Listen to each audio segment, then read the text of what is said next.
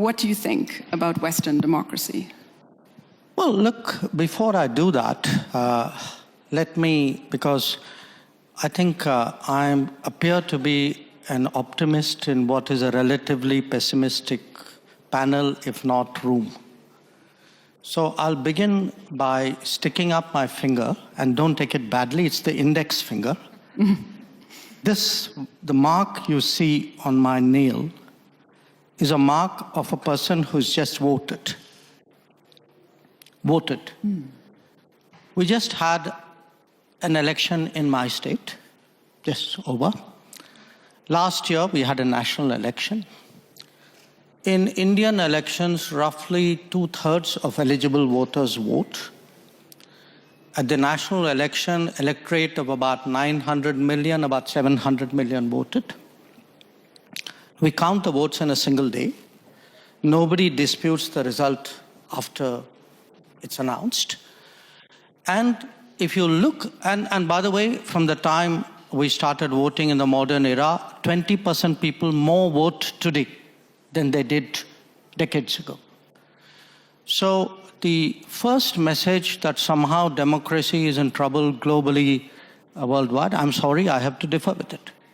I mean, right now, we are living well, we are voting well, we are optimistic about the direction of our democracy, and for us, democracy is actually delivered. Senator, you said that, democracy doesn't put food on your table. Actually, in my part of the world, it does. Because it actually, today, because we are a democratic society, we give nutrition support, food support to 800 million people. And for whom that is a matter, of how healthy they are and how full their stomachs are. So the point I want to make is, look, different parts of the world are going through different conversations. Please do not assume that this is some kind of universal phenomenon. It is not. There are parts where it is working well. Maybe there are parts where it's not. And the parts which are not, I think people need to have an honest conversation about why it's not. But I would argue that as to an extent as someone dispassionately viewing it, which was your question, there are some problems. A lot of it is an accumulated problem of the model of globalization that we've followed for the last 25, 30 years. I think a lot of chickens have come home to roost. Yes, there are issues, but from our perspective today, for us, democracy is delivered. We have a visibly less elitist society. We have one where the public has faith in the political process, where actually every election, in a way, has been a kind of a verdict on the quality of governance. That, I told you we just voted in one. My party won that election. We were in the opposition earlier. We had a national election. My party won that election too, and we were incumbents. And we feel, if the Prime Minister Modi got elected for the third time, the ruling party got elected, and to a large extent it is because of the delivery through democratic systems. So it is healthy, it is well, maybe not all over the world, but let's not make that universal. No, I think that's a good point. And in fact, I was going to ask you a follow-up question here before I'm going to open it up to the floor, so do get your questions ready. Because we in the West, for lack of a better term, in Europe and the United States, I think we tend to sort of preoccupy ourselves with ourselves a lot, especially these days. And I think, all the middle powers that are increasingly important, especially in our foreign policy, in the various conflicts that we're involved in, for better or for worse, I think they have their own views of what systems work and what don't. We used to assume in the West that our system is the one that everybody wants to adopt over time.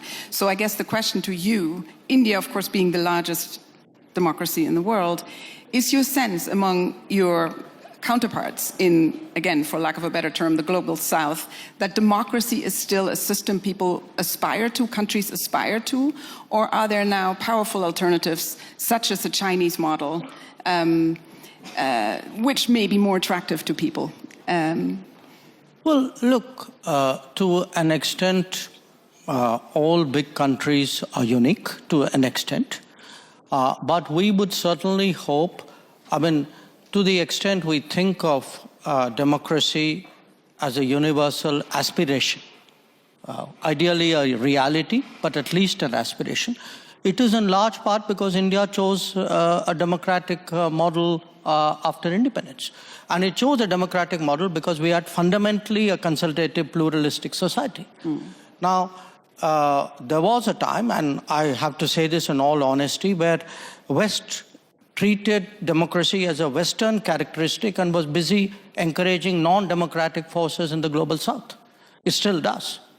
I mean, in many cases, I can point to some very recent ones, where actually everything that you say you value at home, you don't practice abroad. So I do think the rest of the global South will view, the successes and the shortcomings and the responses of other countries. They will also ask themselves which ones of them they relate to. I would argue that in many ways, India, because it's historically been an open society, one very much linked with the world, many countries of the global South are more likely to say the Indian experience is more transposable to their societies than perhaps those of others. So I do think in our progress as a democracy, the fact that, for all the challenges that we've had, even at a low income, we have stayed true to the democratic model, which is almost, if you look at our part of the world, we're pretty much the only country that has done that. So I think it's something the West should look at, because if you do want democracy eventually to prevail, it's important the West also embraces successful models outside the West.